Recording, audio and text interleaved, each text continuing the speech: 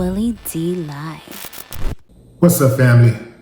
A video has resurfaced of about a year ago when a white man crashed out on his wife in front of his small daughter at a Mexican restaurant in Tunica, Mississippi.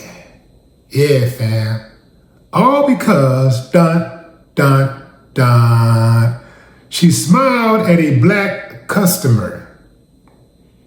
Yeah, that's it. Yeah, check it out. All right, your motherfucking ass up out here, bitch, or I'll show my motherfucking ass. Shut the fuck up! You wanna shut your motherfucking mouth, bitch, or I'll clear out a motherfucking goddamn restaurant, bitch. Oh, no, You hear me? I ain't gonna know clear out all this shit, motherfucker. You wanna show motherfucker you? Hey, you mind your motherfucking business if you know what the fuck that is, you know? Call the police if you don't leave. I don't give a fuck about you in the police, hoes. Call the goddamn mob. Fuck out of my face, man. Shit. Man, come on, y'all. Come on, man. Get the fuck up out of here. Come on. Before I get mad at this motherfucker. Bitch, come on. You won't go? Don't say this motherfucker. Get out of here. Thank you, good ass bitch. Fuck you. My goddamn penis is crazy. Fuck you.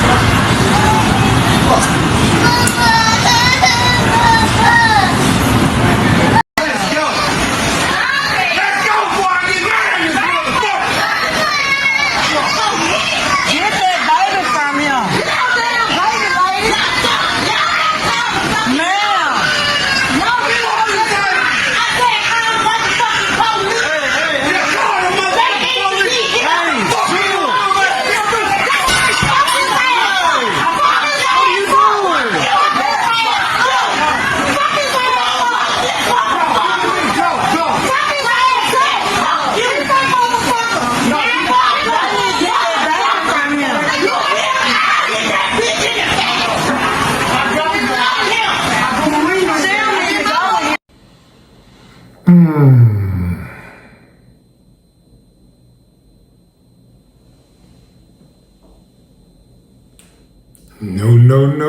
No.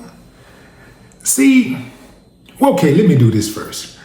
Let's address the elephant in the room. Not the dude. He is as big as an elephant. But the mama just sitting there casually smoking in front of her daughter. I didn't know you could still smoke inside of restaurants in the United States. But, you know, Mississippi is different.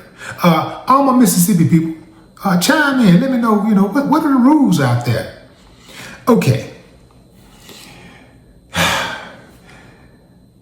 As you could see, so many people just standing around doing nothing. Noticeably, white people are just standing around doing nothing, and it's black people who actually comes to her defense, right? This dude is using every slang cuss word in the book. I mean, he's going for the jugular on the mother of his child, right? Called everything but a child of God, and the way he called her the B word, you know that she is used to it because she was just looking at him like it was another regular Friday night. Yeah, just another regular Friday night hanging out with Bubba. Now, the dude who disassembled whatever that pole was, it was some type of stand that he disassembled, and he was going to go after Buddy. And he kind of forced him to keep on moving, keep it moving, because he saw it was about to get a little gangster, right? I give him credit for being brave and saying something. The only reason why I am measured with my words here is because that's a sticky situation. We all know that she knew who that dude was before they walked into that restaurant. He's been clowning her like that. He's been talking to her like that. she had no answer because she's so used to him talking like that and putting hands on her. And then the way he handled that in front of his daughter on top of that, you know he is an expert uncivilized mutt. He is a career, professional, uncivilized mutt. And she knows that. She also knows that he is a racist. She knows his thoughts. Yeah, she knows his views on black people. Now, it is said that she smiled at a black man who was a customer.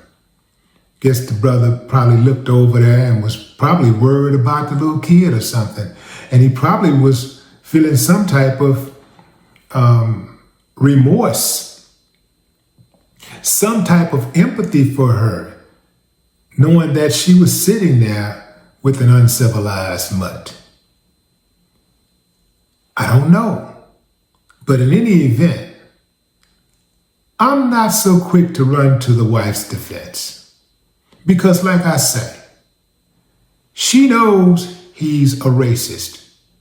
And for her to be in a relationship with him, she has to be one too. That's right, I said it. Same thing with Melania.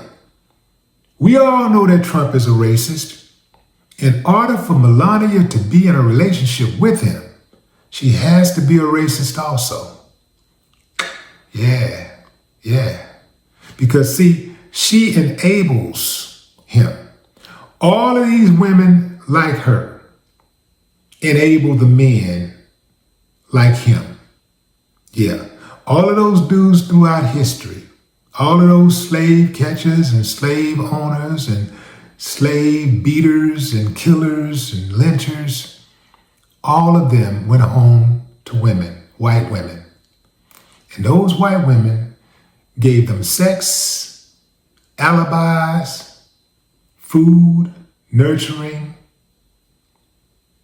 confidence. They looked out for them. They made excuses for them. One might even say that many of them were accomplices, if not all of them were accomplices. Because they knew the men who they were sleeping with.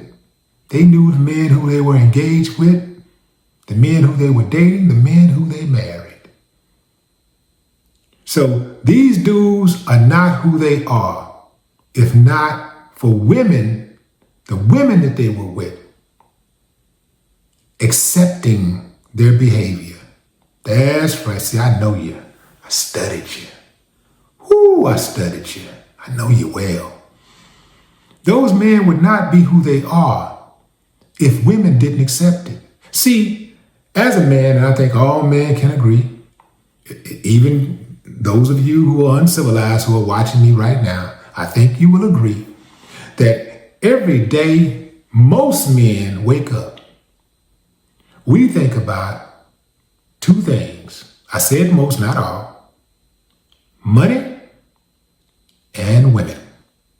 Yeah. How we gonna get some money? So we can get to the honey. Yeah. Yes. Let's be honest. Some of my older gentlemen, you're past that stage. I get you. I got it. I'm with you. But y'all know what I'm talking about. Let's keep it a buck. So, men would not behave in a certain way if women said, oh, no, I cannot be with a man like that. I am not going to be with a racist. I am too pure. I am too good. I am too holy to be with somebody like you. You are an uncivilized mutt. Go now. Get away from me. Scoot scat. Same thing when it comes to drug dealers and jackers and killers, these dudes that's running around terrorizing the neighborhood who like women. If the girls, the young girls, turned them down and said, no, If women viewed their character like they viewed their looks and their money, women would make better choices. Because the money and the looks, the swagger, the connections, the opportunities that they may have for a woman, those get graded very, very intensely. Those so-called attributes get graded extremely harsh. But they do not grade character as harsh. If you flip it, we got a better society. We got a better society because men do what women like. Yeah, that's right. And if a woman don't like it and he can't get with her, he ain't gonna do it. He just ain't gonna do it. If women just say, you know what, I'd